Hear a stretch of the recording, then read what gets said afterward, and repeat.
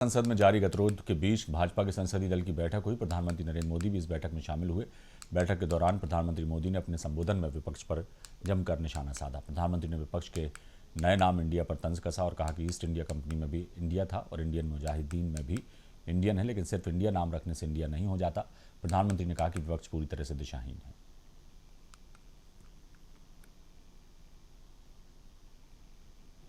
24 में भी हम ही आने वाले हैं। दुनिया भी यही जानती है, देश भी यही जानता है, विपक्ष भी ये समझता है, लेकिन बार बार विरोध करना। वो मान चुके हैं कि उन्हें सत्ता में नहीं आना। और उन्होंने एक बहुत बड़ी टिप्पणी की कि इंडियन नेशनल कांग्रेस एक अंग्रेज ने बनाया था,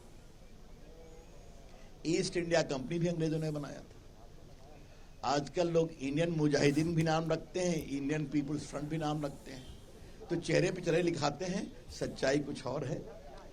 उन्होंने हम लोग को कहा कि हम सभी जागृत हों, सुबह की भोर की तरह। देश हमारी पुनः अपेक्षा कर रहा है और निश्चित हम जीतेंगे। और आज मैं कह देता हूं, 24 का रिजल्ट आएगा ना, तो जो संख्या है ना हारे हुए, थके हुए, निराश विपक्ष की, इनकी संख्या और कम हो जाएगी। अरे भाई, आप सब लेके आइए ना, चर्चा तो कराइए ना, चर्चा से क्यों भागते हैं? अविश्वास प्रस्ताव भी लाएंगे तो चर्चा करनी पड़ेगी ना।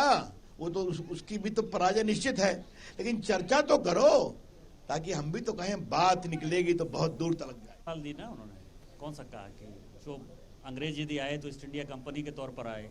1885 में यदि कांग्रेस पार्टी का गठन हुआ, अंग्रेजों ने किया है, वो ह्यूम ने किया, सबको पता है, तो वो भी इंडियन नेशनल कांग्रेस ही है।